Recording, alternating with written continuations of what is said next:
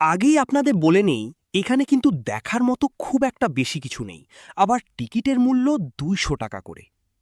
হুমায়ূন আহমেদের গড়ে তোলা নুহাশপল্লী বাংলাদেশের একটি জনপ্রিয় সাহিত্যিক ও পর্যটন স্থান। এটি গাজীপুর জেলায় অবস্থিত। প্রকৃতিপ্রেমী হুমায়ূন আহমেদ নিজের কল্পনা ও পছন্দ অনুযায়ী এই স্থানটি তৈরি করেছিলেন।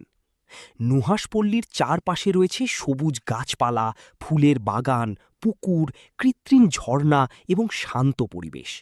এখানে বিভিন্ন নাটক ও সিনেমার শুটিংও হয়েছে। জায়গাটিতে লেখকের স্মৃতিবিজড়িত অনেক নিদর্শন রয়েছে, যা তার ভক্তদের কাছে বিশেষ আকর্ষণ। হুমায়ূন আহমেদ মৃত্যুর পর তাকে নুহাশপল্লীতেই সমাহিত করা হয়। তাই এটি শুধু একটি বিনোদন কেন্দ্র নয়, বরং বাংলা সাহিত্যপ্রেমীদের কাছে আবেগ ও স্মৃতির একটি গুরুত্বপূর্ণ স্থান। প্রতি বছর অনেক দর্শনার্থী এখানে ঘুরতে আসেন এবং প্রকৃতির মাঝে সময়।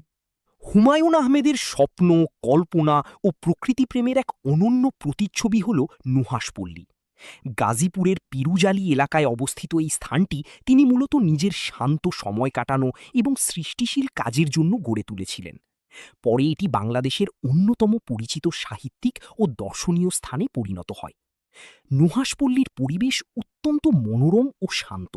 এখানে রয়েছে বিশাল সবুজ